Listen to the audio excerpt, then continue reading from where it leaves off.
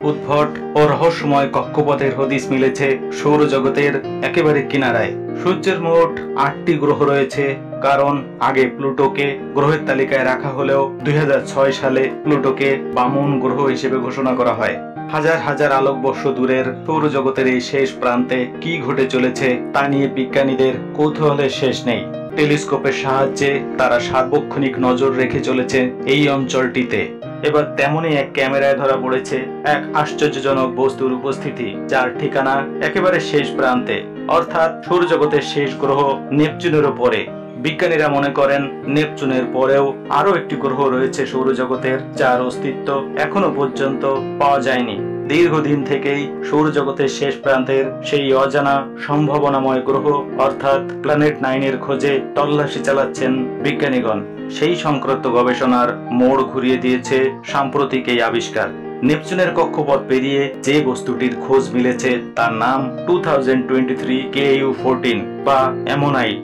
এই অ্যামোনাইট ও তার কক্ষপথ চমকে দিয়েছে বিজ্ঞানীদের। এর কক্ষপথ আদৌ গোলাকার নয়, উদ্ভট আকারের এক কক্ষপথ ধরে সূর্যকে প্রদক্ষিণ করে চলেছে এই অ্যামোনাইট। সূর্যের সবচেয়ে কাছাকাছি পৌঁছালে তার দূরত্ব থাকে সূর্য পৃথিবীর দূরত্বের 71 গুণ। বস্তুটি 220 থেকে 380 কিলোমিটার চওড়া। বিজ্ঞানীগণ বর্তমানে এই অ্যামোনাইটের কক্ষপথটি বোঝার চেষ্টা করছেন।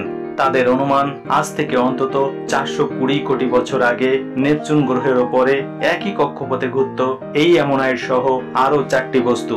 কিন্তু তারপরে এ অঞ্চলে ঘটেছিল এমন কিছু বিধ্বংসী ঘটনা যা এই মহাজাগতিক বস্তুর কক্ষপথ আলাদা করে দিয়েছে। আর সেখানেই লুকিয়ে থাকতে পারে সূর্যের নবম গ্রহ বা প্ল্যানেট 9 এর রহস্য। সত্য খুঁজে পাওয়া এই বস্তুটি সৌরজগৎ সৃষ্টির একেবারে শুরুর দিকটাতে তৈরি হয়েছিল, ফলে সেই সময়ের নানা ঘটনার সাক্ষ্য বহন করে চলেছে এখনো পর্যন্ত। বিজ্ঞানীদের অনুমান, এই অ্যামোনাইটের জন্মকালে যে রহস্যময় ও অত্যাশ্চর্য মহাজাগতিক ঘটনাটি ঘটেছিল তার ফলে প্রচন্ড ধাক্কায় সৌরজগতের গণ্ডি থেকে ছিটকে বেরিয়ে গিয়েছিল প্ল্যানেট 9। আর তার আগে প্ল্যানেট 9 এর ঠিকানা ছিল নেপচুনের ঠিক পাশেই। সৌরজগৎ থেকে বাইরে বেরিয়ে যাওয়ার পর আর তার হদিস পাওয়া যায়নি। তাই এই নিয়ে বিস্তর গবেষণার পরেই উন্মোচিত হতে পারে প্ল্যানেট 9 এর রহস্য।